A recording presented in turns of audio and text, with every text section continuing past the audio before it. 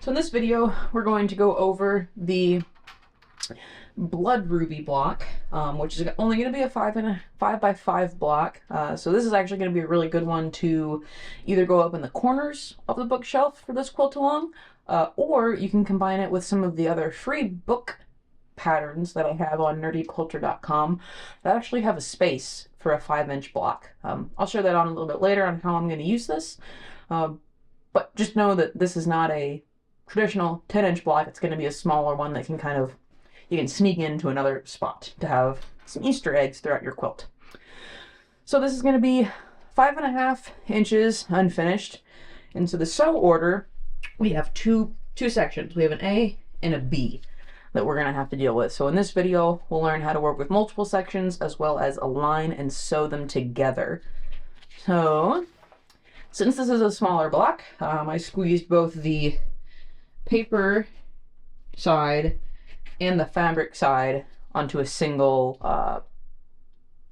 onto a single page, so just to reduce what you have to print. And then both pieces you can see are here. So first thing I'm going to do, you could color them first. I like to cut them out first so that I can put them in the right orientation. And again, you do not have to be very precise whenever you're cutting these out. You just want to make it close to the shape. Make sure you do not go past the dotted line. I usually go roughly 1/4 of an inch or more past that, just to make sure I have enough room. And I'm not going to trim off anything important. What I do with the extra paper, because paper piecing makes a lot of scrap paper, especially whenever you go to remove the paper from the block, I compost it into our garden compost. Since you can recycle paper, I also put 100% cotton in there. And just nothing that has any like crazy metallic flakes or isn't 100% cotton is what I don't put in. So we're going to look at our mirrored paper side. I'm going to go ahead and fold this in half so we don't even see the fabric side. We're just going to look at the paper side. Now, you can use your judgment on if you want to make this a blood ruby, or if you want to make it a sapphire or an emerald, or again, you can do whatever you want for your quilt. For mine, I'm going to stick with the red theme. And I picked out 3 fabrics. I have my dark, which is here. So that's going to be A2, 3, 4, sorry, A2, A3, B4, and B2. I've got my A1, my middle color there, and then the light sections in B are going to be that guy. So the nice thing about these free patterns is that they're just a hyperlink. So you can click and you can actually look at the individual paper sections before you start your block. Unlike purchases where obviously you can't look at the details of the pattern because that's what's being sold. So on the free sections, on the free patterns here, you can look at it and you can actually test out some of your fabric to see if it'll fit. I really liked this batik fabric that I wanted to use for the dark section, but unfortunately, if I go to line it up here, it's fine in these directions, but you can see this empty corner up here. So this piece is not big enough for this A1 section. So instead, I had to go with a slightly different print, which again is still very batik-like. I'm still completely happy with it. I can put it over that section, and it is plenty big enough. So I have my dark, my medium, and my light fabrics. I'm going to take my paper overall and I'm going to color them now. Now, instead of using a bunch of different color grays, or color reds, excuse me, which I think are all going to blend in, I'm actually going to identify them as dark, medium, and light. So my dark is going to be a 3, it's going to be dark, dark. A 1 is going to be medium. That's going to be background. It's going to be light. B4 is going to be dark. B1 is going to be light, dark, and light. And once again, I like to keep my background areas, background sections without color. But say for this one, if you wanted to color them in, I'm gonna use brown here since I don't have a black with me. Just to confirm that these are not part of your ruby. They are going to be background. So there you go. Now let's start with A1. So the A section, we're going to have the dark and the medium. The light is only on B section. So we're going to set B section aside for a bit. As with all paper piecing patterns, you're going to be dealing with two sides. You've got the fabric side, which is what it's going to look like to begin with. This little piece is going to go away whenever you sew that seam allowance together. And then you have your paper side back here. So you got your fabric side and your paper side. What we want to do is we want to pull over our light box. Again, you can hold it up to a window or a light or whatever you think works the best. I typically just hold it up to the light in the room. But as far as showing people what I do, the light box is easier. But if you don't have one, you certainly do not have to get one. I'm going to make sure that I have at least 1/4 of an inch between where this fabric stops and where this sew line is between A1 and A3, as well as between A1 and A2. So my fabric goes all the way over here. So I'm plenty good. I'm good on the top. I'm good on the bottom. So I'm going to pin this in place and call it good. Again, whenever you pin it, you want to make sure that you're not pinning it on a sew line because you don't have to move it, and that could be an issue later on. We're done with the light box for the rest of this block. And that will be our cool centerpiece. We're going to go to A2, which is dark. You're going to take your cardstock.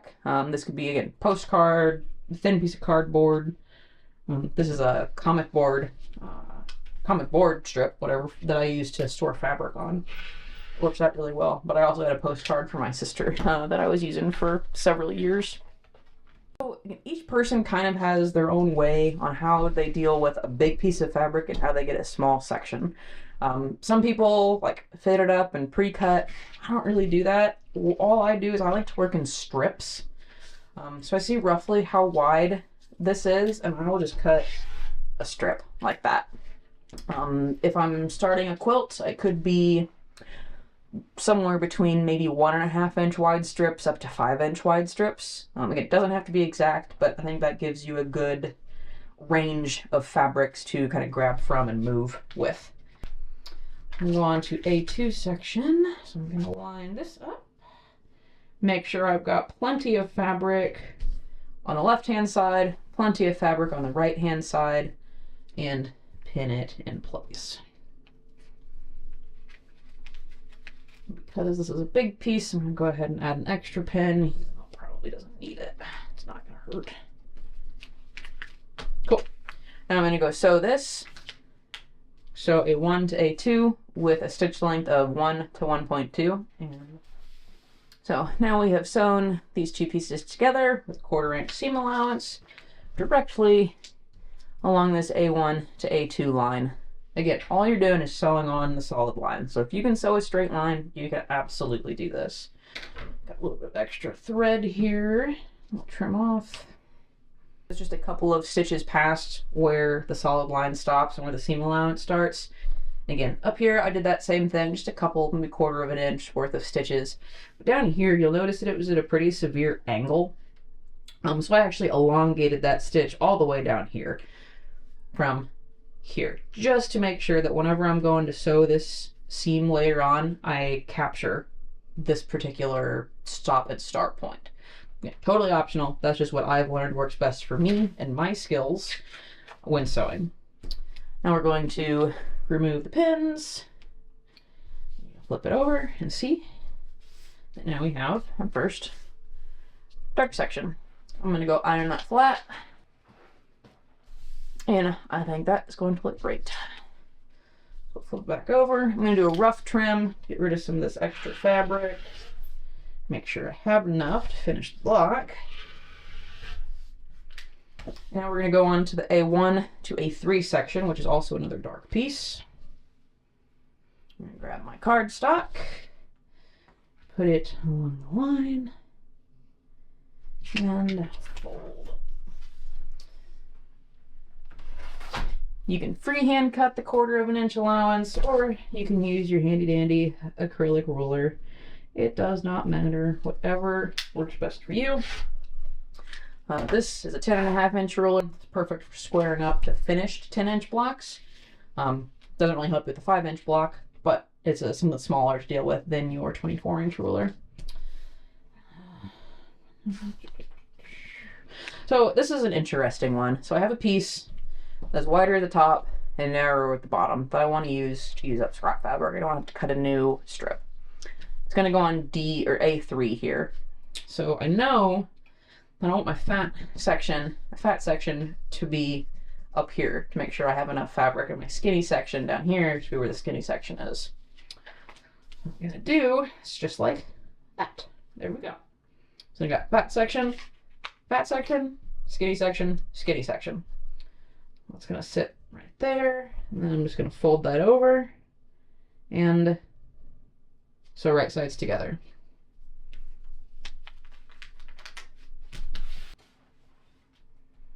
So we're going to remove the pin from this side. Fold over. That's going to look awesome. I also went ahead and removed the pin from the A1 section since I have both edges now encompassed with a seam. I'm going to go iron this. Looking like a jewel. And then finally, I'm going to sew my A4 section, which I colored brown for my black background fabric. I'm going to freehand a 1/4 inch seam allowance. See, this piece is going to be too small. I was hoping that I could use that scrap piece for this one, but I will end up saving it for a different one. Instead, I'm going to go with this piece, which is definitely wide enough. I'll put it over top of that. Definitely work.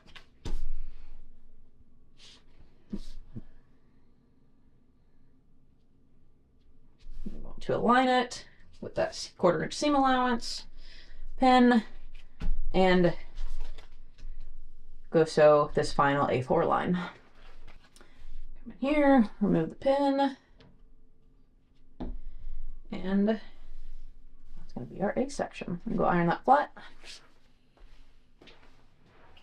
And that is our A section. So I'm going to roughly trim around this again, making sure I don't get close to the seam allowance, but just to make sure that there's not a bunch of extra fabric just kind of laying around.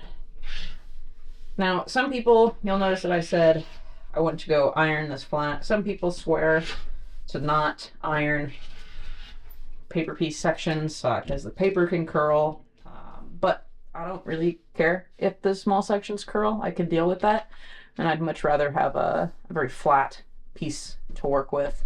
But you could press it open, you could roll it open, you could iron with no steam. Totally up to you, whatever you think works best. That is just what I like to do. So now our section A is done. We've done 1, 2, 3, and 4. So we're going to set that aside for now and bring back in our B piece. So our B piece has the light fabric as well as some of the dark fabric here. Just like we did with the A1 section, with the B1 section, which is going to be light, I'm going to see if this will fit. I think it will. But normally I'd hold this up to my sewing room light, but for viewing purposes, I'm going to use a light box. So you can see these are the B1 lines that you want to make sure you have encompassed by at least 1/4 inch of fabric, and we are good. So I'm going to call that final. I'm going to find my B2 line and put in a pin that's parallel to that so I don't have to move it and sew it and accidentally sew into it. Now we take our cardstock, we're going to fold it, 1/4 inch seam allowance, and sew on our B2, which is our dark fabric. I will continue doing this until the entire B block is done. Oh, this is just going to be a continuation of the Blood Ruby block. This is going to be the top part. We're continuing the exact same techniques that we learned when making the bottom section. So we attached the number 1 block. Now we're on to B2. Now we've sewed that, we've ironed it open, we're moving on to the B3 color. We're making sure that even though that the seam is at an angle, we still have sufficient fabric, again, using the techniques that we learned in the bottom section. Again, just kind of moving along. Now we're on to the B4 section. Everything looks good. We're at a 1/4 inch seam allowance. One. It's kind of at an angle, and the piece that I have is at an angle, so I'm not quite sure if it'll fit. What I do is I take my fingers and I pinch it, the corner of B4 and the corner of B4, and I have my thumbs in the exact same position on the back side, and then I flip it, and I've got plenty of fabric over here and plenty of fabric over here. So again, if I pinch these edges, they are very far away from that B4 line. So after we sewed that on the machine, we had plenty of fabric after ironing it open, so that technique definitely worked. Now moving on to, again, just the last couple of sections, finishing it off. The top is really starting to look like a blood ruby. I absolutely love the contrast between the lights and the darks. This would be the last section that we need to add on. So now we're moving on to the background fabric. And again, I absolutely love the way that the red just kind of pops off of the black background. Finishing off, excuse me, just a couple of these little sections on the side to really bring out the detail. Now, this section is so small that this is absolutely perfect for some of your scrap background fabric that you've maybe used on some different blocks rather than having to cut a whole new piece or strip. So this is going to be the last piece that we sew on, maybe about 4 inches, 5 inches wide. Strip would absolutely do it. But again, using some of the other techniques that we've learned, you may be able to add some in if you don't have quite that big of a strip left. But that's the top of your blood ruby. Now that for your blood ruby, you have both your A section completely sewn and your B section completely sewn and roughly trimmed, we are going to attach the two. Now, this is also probably not a very intuitive process, but I've got a trick that makes it very, very easy. So what we're going to do is we're going to look at our overall mirrored image, the paper side, and that's going to tell us which ones are going to be sewn together. So we're going to put this here as a reference image, and we're going to orient our block so that it matches. I'm gonna switch that. There we go. Turn the right side up.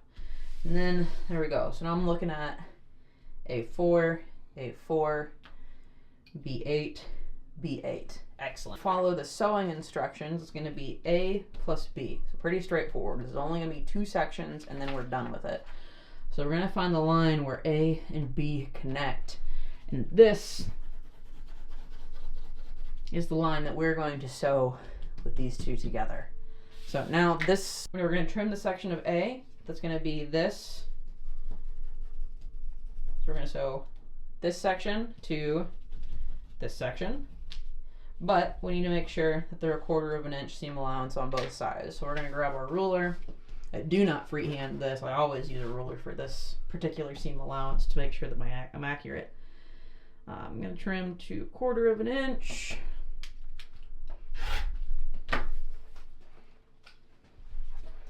And then trim again to 1/4 inch. If it helps your brain color in the specific seam or I guess joint that you're getting ready to sew, I'd say do it. I would be lying if I said that I've never accidentally trimmed the wrong area. It's not a big deal. Eventually you're either going to sew or trim all of those seam allowances, so it's not a big deal, but yeah, color them, so make it easy. Make it easy on yourself so you don't have to think too hard. So these are the 2 sections that are going to go together. What the easy kind of trick that I like to do is, now that we know both of these are a 1/4 inch, all we have to do is pick one point and align them. So I'm going to pick these 2 corners up here. I'm going to take a pin and put it through the very, very corner of there on the paper. So it's poking through the back side. Now, just like whenever we were sewing your individual sections together, and when you're traditional quilting, you're going to sew right sides together. So this block is going to be like this, right? That's how you're going to sew it together. Do that again. So we've got B, we've got A. We're going to sew these two together, right sides together. Okay?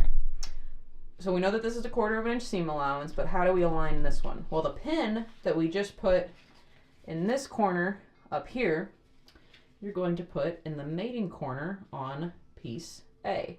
So this is kind of a trial and error. Sometimes I get it on the first stick, sometimes it takes me about 10. But what you're gonna do is stick your pin through the paper until you get right on that corner. You can see that it's pretty darn close. So I'm gonna push these together, and now I'm gonna line up the seam allowance, and now these are perfectly aligned. You can take a Wonder Clip or two, which I think are perfect for this, and attach them. And attach them. Now you can take out this pin so you don't stick yourself, and you're going to sew along this line here. Or if you want to flip it over, this line here, do the same. But you gotta make sure that these are lined up, the 1/4 inch seam allowances are lined up. You used your pin to make sure that the corners are lined up, and now we're just gonna go sew it. So when sewing A to B together, you'll notice that you get some pretty bulky seams here, where you've got 4 different pieces of fabric coming together plus the back side. So they can get fairly bulky. You just sew through them like normal on your machine. Just make sure that you slow down. If you go pedal to the metal over some of these thick spots, you can either break your needle or your thread. But just go slow and steady over them, and you should have no problem at all. There will be lots of bulky seams, not lots. There will be several bulky seams in the Fantasy and Fae quilt along blocks, so better to kind of get acquainted with them now versus later on. So if we open this up, that is now our block.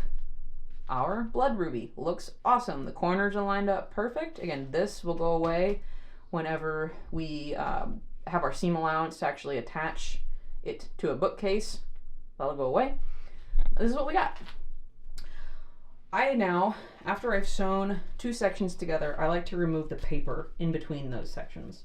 Not the paper everywhere. We're still gonna leave everything out here, but just, if you colored it blue earlier, we're just gonna remove those. Just those pieces so that I can iron it flat and no paper is going to be trapped in between, to make the seam a little skinnier and to make it easier whenever you go to remove the paper at the very, very end. So some people ask, well, how do I know which direction to iron? I'll be honest, I don't typically have a preference as to which way I iron. It's usually just whichever way I grab the block and iron it open. But sometimes I'll take a look at how many seams I have where. So we talked about already the bulky seams that are at these intersections. So because there's a lot of fabric there already, I'm going to try to fold my seam allowance or iron it to where it's on the A side, where there's not a lot of sections together. So I'm going to go like this and iron it. So my seam's sitting on this side versus this side. Doesn't matter. No, not at all. Whichever way you do it, it's going to turn out correct, but that's just kind of the general rule that I try and follow. I'm going to go iron this open. And now we have our blood ruby. Again, if we're going to compare it to our 2 overall pictures, we've got our mirror side, just like that. And now we've got our paper side, which matches that. It's perfect. I'm going to go ahead and trim this up right up to the seam allowances. I'm going to trim the dotted line, 1/4 inch seam allowance all the way around. Make sure that it's a 5.5 inch block. I am going to leave the rest of the paper on the block until I am ready to attach it to another piece. Like if I wanted to attach this to another book, I would then remove the paper at that point in time. But I like to leave the paper on for as long as I possibly can. I think it helps reduce fraying in your fabric, making sure it stays the right size. Just a personal preference.